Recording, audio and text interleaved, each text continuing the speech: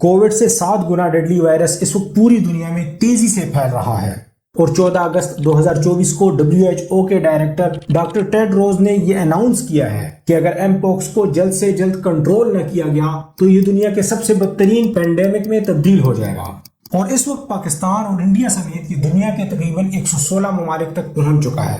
دوستو، یہ ایم پوکس آخر ہے کیا، یہ آیا کہاں سے ہے اور یہ کس طرح سے پھیلتا ہے؟ دوستو، ڈو یو نو کی ویڈیوز میں ایک مرتبہ پھر سے خوش آمدید۔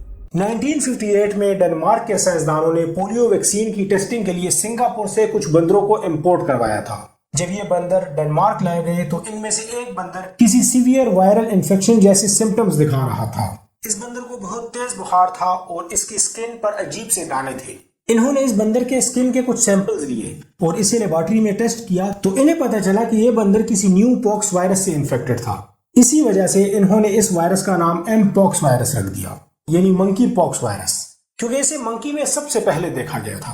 لیکن سوال پھر بھی یہ ہے کہ یہ بندروں سے انسانوں میں کیسے آیا، اور 1958 کے بعد آج 2024 میں یعنی 66 سال کے بعد آخر ایسا کیا ہو گیا کہ اس نے اتنا خطرناک روپ اختیار کر لیا ہے؟ دوستو، اس ایم پوکس وائرس کا سب سے پہلا انفیکٹڈ ہونے والا انسان کانگو میں رہنے والا ایک 9 سال کا غریب سا ٹرائبل بچہ تھا۔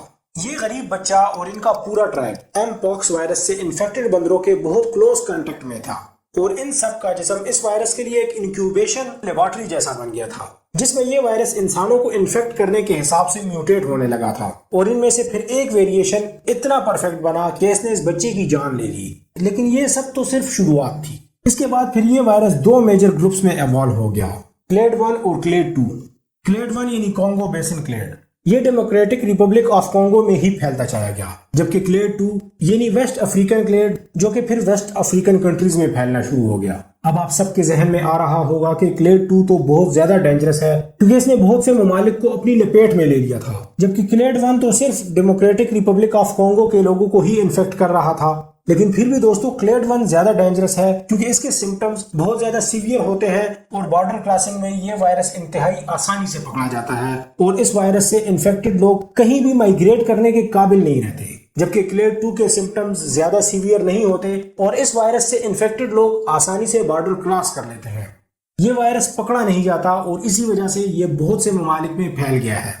لیکن زیادہ سیویئر سمپٹمز نہ ہونے کی وجہ سے لوگوں کے امیون سسٹم نے اس وائرس سے لڑنا سیکھ لیا ہے، جبکہ کلیڈ 1 کانگو کے باہر کے لوگوں کے لیے تو بالکل ایک نیو وائرس ہے۔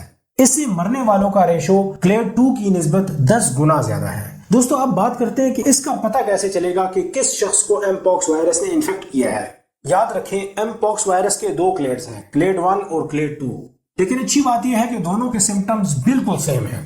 کلیڈ 1 کے سمپٹمز زیادہ سیویئر اور ڈیڈلی ہوتے ہیں، جبکہ کلیڈ 2 کے سمپٹمز کلیڈ 1 کی نسبت تھوڑے کم سیویئر ہوتے ہیں۔ دونوں صورتوں میں اگر کسی کا جسم اس وائرس کے کانٹیکٹ میں آتا ہے تو پھر اس شخص کا جسم 3 قسم کے میجر سٹیجز سے گزرتا ہے: انکیوبیشن پیریڈ، پروڈروم، ریشنگ۔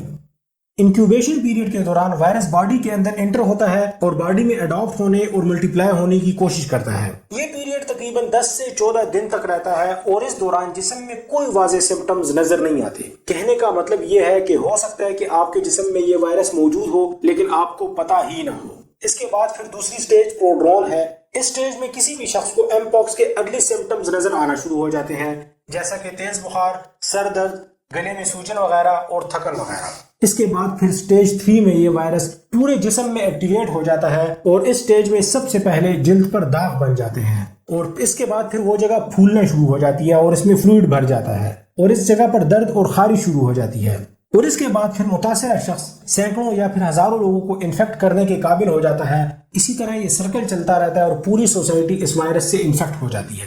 دوستو، ڈو یو نو چینل کی اس امیزنگ اور انٹرسٹنگ ویڈیو کو دیکھنے کا اور اپنے فرینڈز کے ساتھ شیئر کرنے کا بے حد شکریہ۔ ملتے ہیں ایک اور شاندار ویڈیو کے ساتھ۔